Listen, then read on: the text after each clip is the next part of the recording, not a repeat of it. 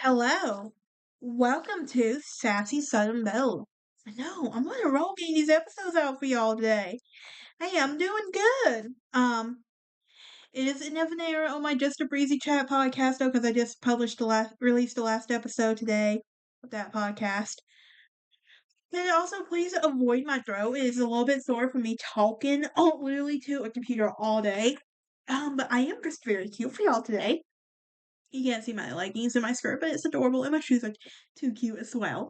My hair is straightened. In my cute course, the only thing that doesn't really go with the color scheme is the brown leather jacket, but the black leather jacket I have goes more with the skirt I wore yesterday. With that being said, if you're new here, hit that like button, ring that bell for notifications. Also, please subscribe, help a girl out. Episode 17, y'all. Can you believe I'm finally starting to focus more on this podcast? I can't believe it either, but here we are.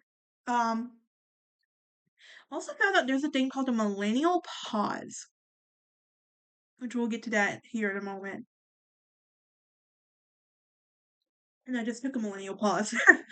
With that being said, let's talk about shows from this year that we're in November now, right? And I thought I'd take the time to talk about shows that I have watched and binge watched them. So, first of the shows, I've been re-binge watching 911 waiting for season 9 to come out. I'm finally watching season 9. So, with that being said, I want my buddy Cannon. I want my buddy Cannon. In 911, you owe me for my therapy. I have cried more times than I expected from 911 than I thought I would have. Even after binge watching it again, I'm like, really 911?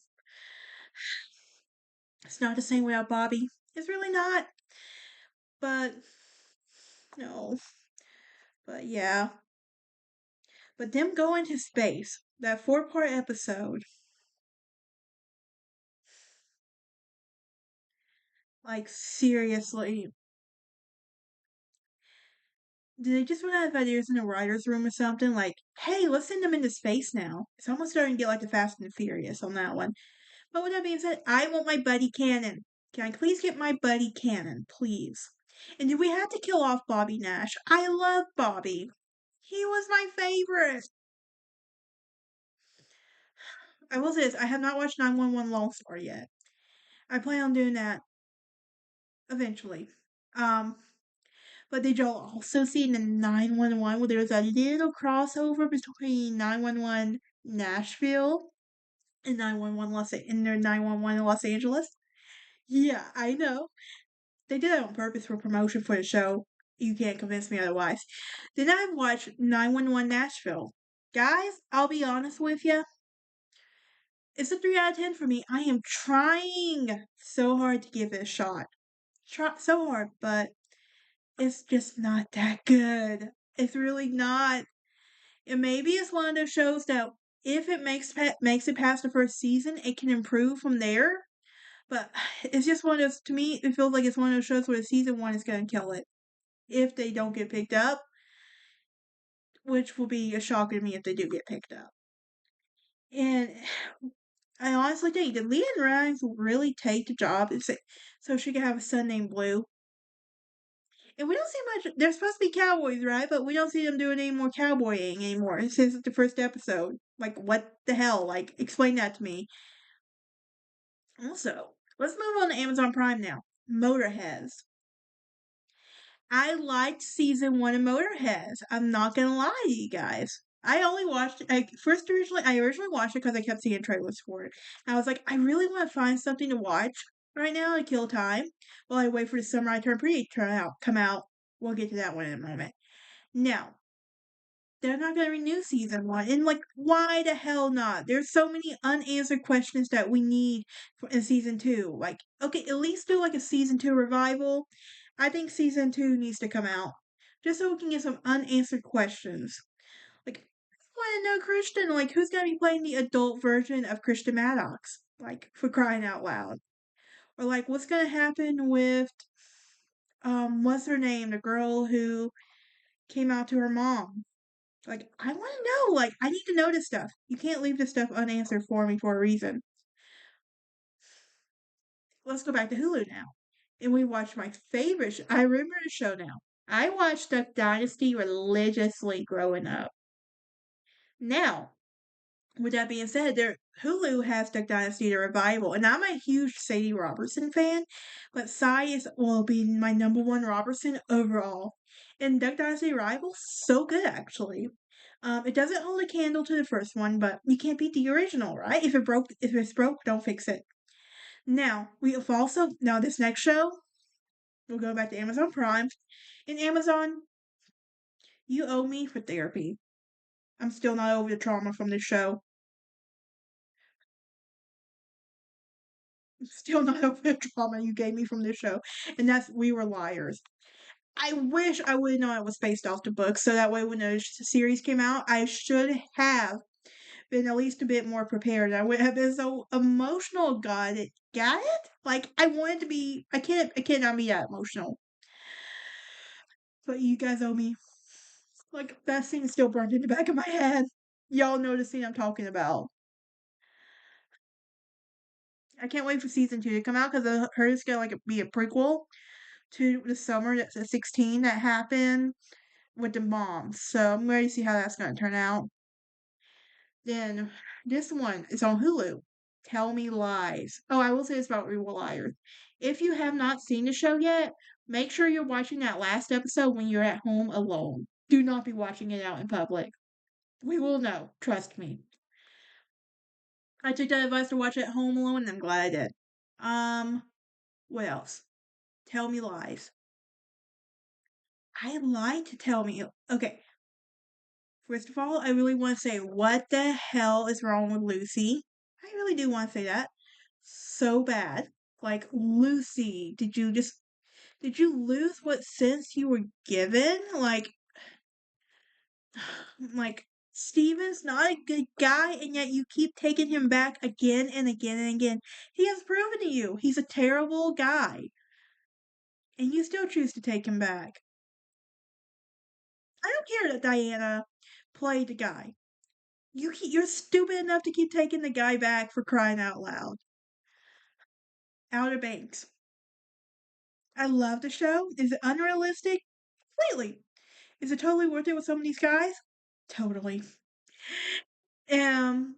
Also, while we're at it, I feel guilty for saying this. Robert Irwin, you have grown up. I really do. And you're like 5 years younger than me, I think. 5 or 6 years younger than me.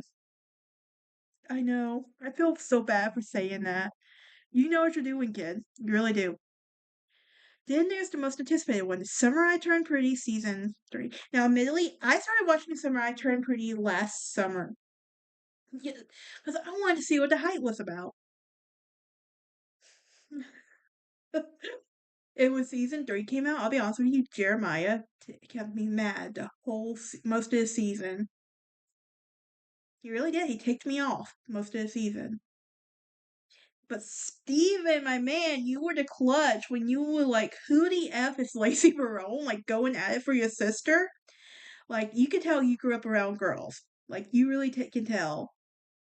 But oh my gosh. I still think that she should have not ended up with any one of them. She should have just moved on, honestly. But we get a movie out of it, so I'm excited to see where that's going. And yes, I did go back and re-binge watch it just so I can suffer my, so I can have the suffering for myself. Don't judge me, I'm just a girl. But then we have High Potential. I love High Potential. What can I say? It is so good. Like Morgan Guillory, like I love your mind. I know a lot of people saying this season she's very insufferable, but I don't buy it. I like her though. Um, then of course I had to go back and rewatch this one, the originals. I'll be honest with y'all, I've always been a Klaus girl, but upon rewatching it, Cole will be the guy I would most likely marry. And I stand by this. Klaus is organized chaos, whereas Elijah is organized crime. Prove me wrong. Prove me wrong. Now Cole, man, boy, you know what you're doing. You prove that you will change for the right woman. But Finn, you're too much of a mama's boy. You're too whiny too. No offense, dude. Actually, take defense, please. I hope this helped with your character development. um, then we have the Hunting Wives. Now I kept seeing previews about this, and I started watching. It's actually really good. I'm waiting for season 2 to come out. So can we hurry up and get that out, please? I know they just started film. They started filming like in 2 weeks or something. So I'm ready for it to come out now. Let's talk about TikTok. Back in December of 2024, I finally downloaded TikTok after putting it off. And there's a few trends on there. It's that whole stop, they don't love you like I love you trend that goes on. Then there's the group 7 thing, which I'm a group 7. Howdy, y'all. Then there's the whole 670. That one gets on my nerves more than anything.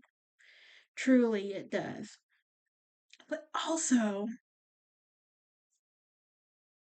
I feel like there's another trend that I started off with.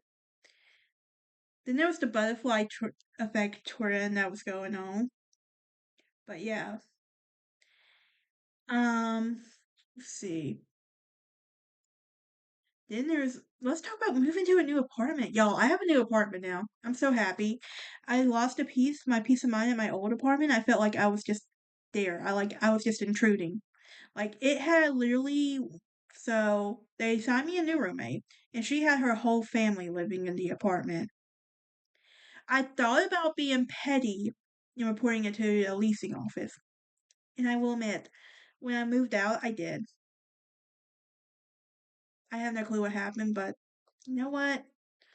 Karma's karma. Now let's talk about some celebs who have died in 2025. Y'all, what the hell is happening with 2025? Like, this year has been one of the craziest years, if you ask me. Like, from so many things happening right now to, like, my 2025 bingo card barely is still empty because everything that's been happening, like, it's not been on my bingo card whatsoever. But let's talk about some celebs who died in 2025. Michelle Trachtenberg. I loved her. I used to watch Ice Age all the time. Ice Princess all the time when I was a child. It made me dream of being a figure skater. Granted, I don't have the balance for it, and when you skate in socks, it's completely different. Then there's Hulk Hogan. Come on. I know he's a bad guy, but like he was a wrestling legend. Then there's Diane Keaton. Like 2025 took Diane Keaton for crying out loud. Then there's Malcolm Jamal Warner. If you don't know him, you may know him from The Resident. You also may know him from 911. Then oh my gosh, we can't talk about 2025 deaths without talking about Mr. Ozzy Osbourne himself. Rest in peace, all my fellow 2025 deaths. Now, let's talk about some movies that I have watched this year, and that I'll be honest with you, Amazon, you owe me therapy for these movies. The Map That Leads to You. You're not supposed to be making me cry. And seriously, are we going back to the Fault in Our Stars era where every like love interest guy, it's like they're terminally deaf right now? My Oxford Year. I cried like a baby with that one. I'm not gonna lie, that ending really shook me. Which I found out the movie ending is different from the book ending. I also feel like it should have been a mini series as well. My Fault London. That was actually really good. I found out it was actually based off Culpa Mia, but I feel like tried to watch Culpa Mia, but I just couldn't. And I think My Fault London was just way better. Then of course we can't. We just got done with October, so we had to watch Halloween movies. I love spooky season. I have no shame in admitting that one. But yeah, my favorite Halloween movie out there, Chucky, with a passion. Even though it's a horror movie, but I can watch Halloween movies all year long. I'm not gonna lie to y'all. But let's talk about some of my hot takes. People are too easily offended by anything you tell them. For crying out loud, you can tell them the sky is blue outside and they're gonna get offended by it. Can we toughen our skin up? Because we used to live in a society where, like, I love sitcom shows like from the 90s, 70s, and 60s and 80s because they would say stuff that you can't say today without someone getting offended by it. Now, again, there's some stuff that you can say that you shouldn't say. But here's my thing: Dukes of Hazzard should not have been canceled. The statues in Birmingham still need to be up because it's a part of history. The Dukes of Hazzard had the Confederate flag. It's a part of history. Why are we trying to erase history for crying out loud? Um, Samsung is better than Apple. I refuse to get Apple. I really do. Judge me all you want, but I don't care. Pineapple, I will. Okay, this one, I will take this one to my grave. I will argue you up and down about this one anytime, any day, any way. Pineapple does not belong on pizza. I don't care what the circumstances, you do not put pineapple on pizza. It ruins a pizza more than it does anything. Prime Video, second best streaming service. I stand by that statement. Um, Crocs have definitely made a comeback. Remember when we used to wear them all as a kid, but now they have definitely made a comeback with people. Stuffed crust pizza, very hard to make. If you know, I will. If you guys can send me some easy ways to make a stuffed crust, that would be amazing. And also, something I noticed since living here in Tennessee, the Titans are the Cowboys of the East. Apparently on Sunday, they managed to push forth one touchdown against the Broncos. That's saying something. But yeah, that is it for this episode. I will see y'all next time as I don't know what we'll talk about, but here we go. Y'all have a great day. Enjoy this November weather we've been having and just go out there and live and have fun.